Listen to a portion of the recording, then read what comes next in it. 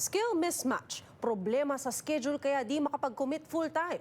Ilan lamang daw ang mga ito sa mga dahilan kung bakit importante pa rin ang temporary workers ayon sa Restaurants Canada.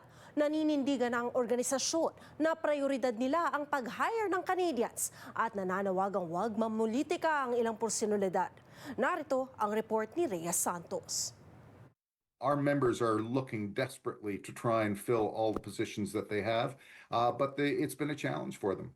Di sang-ayon si Mark Von Schelwitz, Vice President ng Restaurants Canada sa Western Canada, na ang pagkakaroon ng temporary foreign workers sa bansa ang dahilan ng tumataas na youth unemployment. I would argue the opposite. I would say that actually the TFWs and the foreign workers in those key positions, even though they're only a small percentage of our workforce, are actually helping keep more Canadians employed and allowing us to hire more Canadians. The Liberals have to answer, why is it that they're shutting our own youth out of jobs and replacing them with low-wage temporary foreign workers from poor countries who are ultimately being exploited?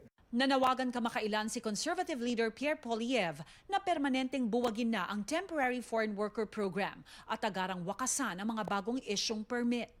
Ang Premier ng British Columbia nakiisa rin sa panawagan ng Conservative Party.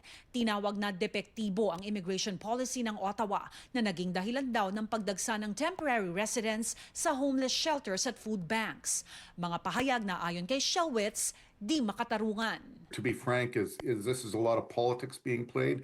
It's not about policy. I think it's incumbent on Premier Eby and on the Conservative leader. If they want to scrap the program, what are they offering as a solution instead? And in Premier Eby's case, I think it's actually quite insulting to the industry to start individually picking on restaurant members who are utilizing the program because they need it. Ayon sa Restaurants Canada, hamon pa raw sa kanilang industriya ang balik eskwela sa Setyembre dahil di makakomit ang estudyante pagdating sa schedule ng trabaho.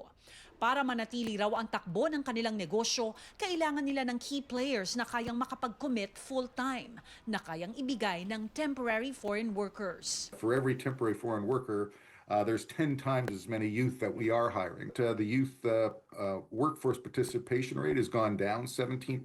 So I think we have a lot more younger people that are living at home longer, and there isn't the financial pressure on them to go get that job, to pay the rent and everything like that. Canadians simply don't want to do those agricultural jobs.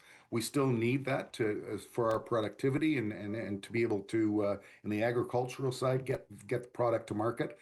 It's very similar with the restaurant industry. You know, yes, there are some people that don't want to work in our industry, but we're doing our best to attract and retain as many Canadians as we are. Naghain daw sila ng mga rekomendasyon sa gobyerno para magkaroon ng pagbabago pagdating sa immigration.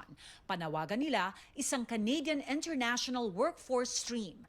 Sa pagbabalik ng Parliament sa susunod na linggo, hangad daw nila reforma sa immigration system na makakatulong sa ekonomiya ng bansa. Rhea Santos, Omni News, Vancouver.